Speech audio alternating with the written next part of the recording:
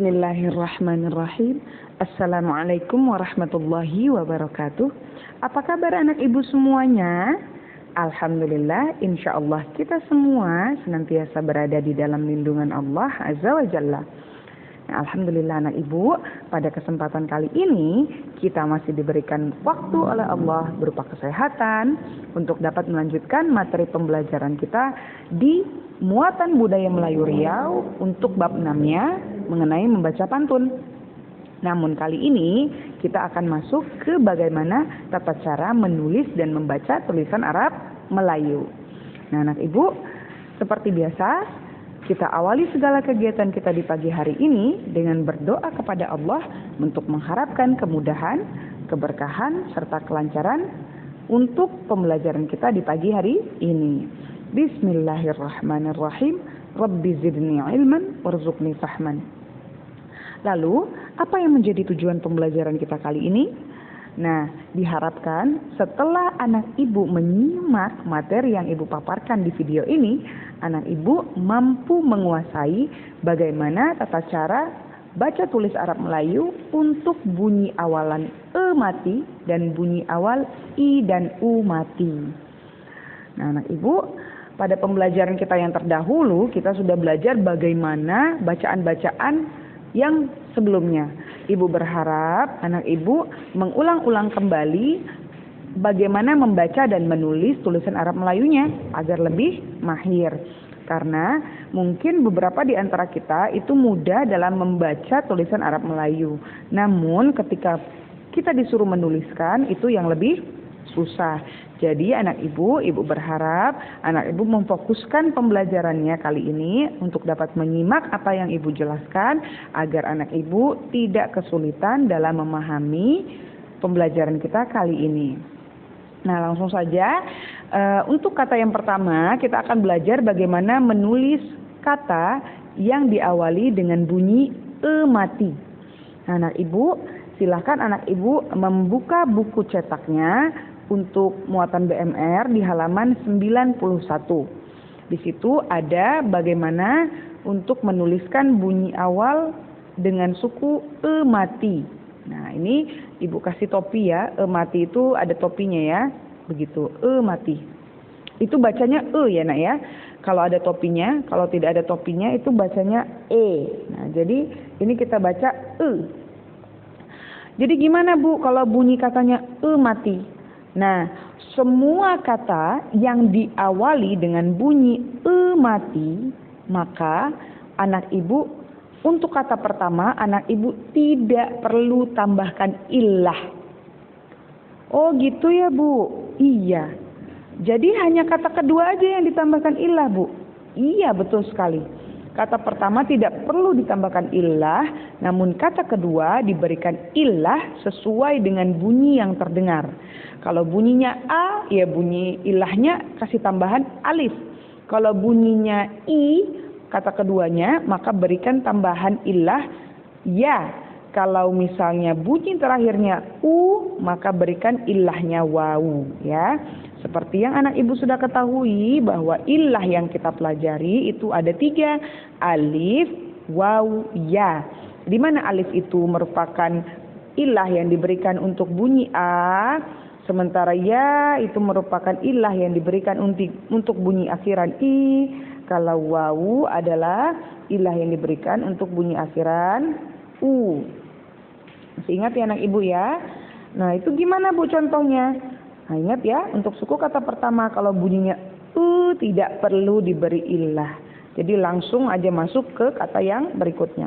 Langsung ibu contohkan ya, misalnya bunyinya apa? Misalnya denda gitu ya. Denda. Nah, denda.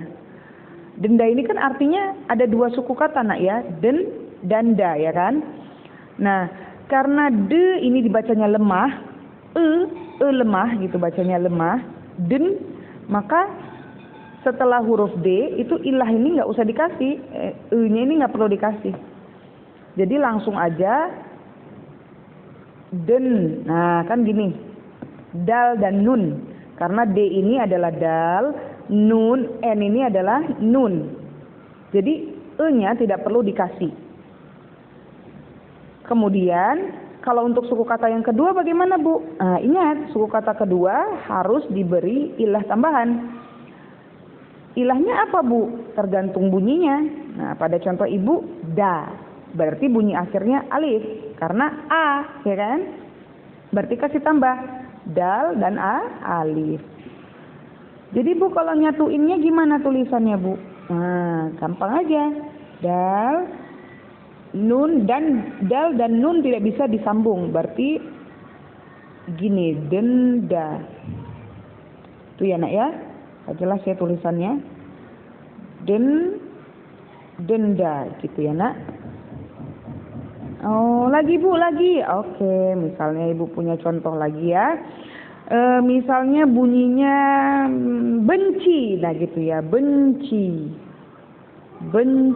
Nah ingat, benci itu merupakan dua suku kata, ben dan ci. Ben ini kata pertama, suku kata pertama, ci adalah suku kata kedua. Oh, ingat lagi, ben. Nah, berarti bunyinya e-nya lemah. Kalau e lemah berarti tidak perlu dikasih ilah. Oh, langsung aja berarti. B itu berarti kan ba. N itu berarti kan nun. Ini kok nun semua nak? B itu adalah ba ya. Dan N itu adalah nun. Kemudian ci. Ci juga. Kalau suku kata kedua, maka bunyinya harus diberikan ilah tambahan seperti akhiran yang terdengar. Pada kali ini, ci yang terdengar. Berarti bunyinya i. Kalau i berarti ilah yang diberikan adalah ya. Nah, ingat huruf C itu adalah huruf jim dengan titik tiga ya. Kemudian i, ingat ilah ya. Nah, setelah anak ibu bisa menuliskan satuan-satuan huruf tunggalnya, anak ibu bisa gabungkan. Ben, bisa digabung nggak ba dengan nun? Bisa ya nak? Ben. Jim bisa gabung nggak? Bisa, kasih gabung juga. Bisa gabung juga dengan ya? Bisa. Nah, berarti benci itu ditulisnya begini. Paham anak ibu? Paham lah insya Allah ya. Nah, lagi Bu, lagi. Oke, lagi misal ibu punya kata apa ya? Sendu. Gitu, sendu. Berarti ini terdiri dari dua suku kata, sen dan du. Sen suku kata pertama, du suku kata kedua. Berarti kata pertama ingat sen. Oh, berarti e-nya lemah. Ya udah, berarti nggak perlu diberikan ilah tambahan. Langsung saja, S ini diwakili dengan sin, N ini diwakili dengan nun. Lalu untuk kata kedua, du. Du, bunyi terakhirnya u. Berarti harus kasih ilah tambahan dong Bu. Iya, apa ilahnya? Seperti bunyi yang terdengar. Ilahnya apa? Du, berarti u. Kalau u berarti ilahnya waw. Ingat huruf D itu berarti diwakili huruf dal. U-nya tuwaw.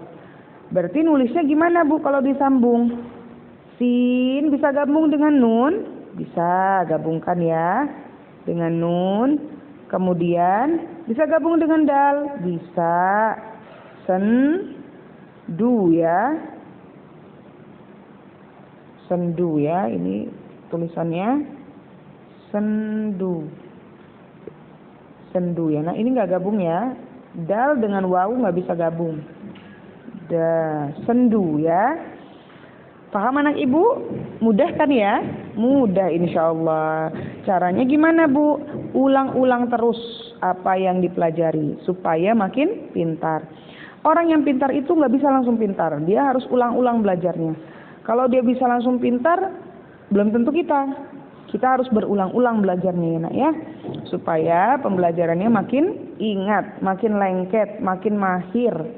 Jadi anak ibu nggak boleh males-malesan. Harus semangat terus belajarnya. Nah sekarang ibu akan masuk ke bentuk kata yang berikutnya. Untuk kata dasar yang diawali dengan bunyi i, u mati, selain e ya. Tadi e mati. Kalau dikasih e mati awalnya, berarti tidak perlu kasih ilah. Kalau yang ini bunyi awalnya itu i dan u, berarti selain huruf e. I, u dengan akhirannya bisa a, u atau i. Nah, maka cara menulisnya adalah dengan memberikan kedua suku kata ini adalah ilah. Dikasih ilah dua-duanya. Berarti ini nggak ada masalah. Anak ibu cukup mengingat kedua-duanya harus diberikan ilah. Contohnya bu. Nah contoh ya. Kita misalnya punya kata timpa gitu. Timpa. Berarti ini kan dua suku kata kan nak. Suku kata pertama kan tim. Suku kata keduanya kan pa.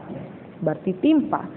Ingat kalau dia timpa berarti dua-duanya harus diberikan ilah karena dia bukan Ya udah anak ibu tinggal mudah saja.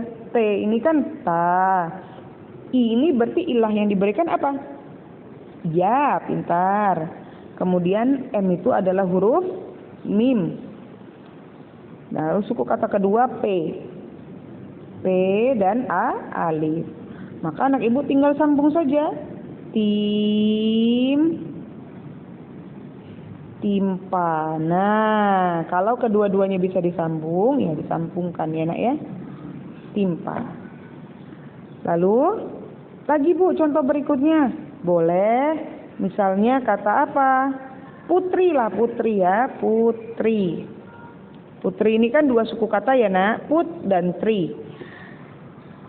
Berarti dua-duanya harus dikasih ilah bu. Iya, kenapa gitu? Karena suku kata pertama bukan maka harus diberi ilah. Ilahnya apa bu? Ya sesuai bunyi yang terdengar. Kalau bunyinya A, ya berarti kasih ilah alif. Kalau bunyinya I, berarti kasih ilah ya. Kalau bunyinya U, berarti kasih ilah waw. Oh gitu, iya. Nah ini huruf P ya. P itu adalah ini. U-nya kasih waw. T-nya kasih ta. R, ro. I-nya ya.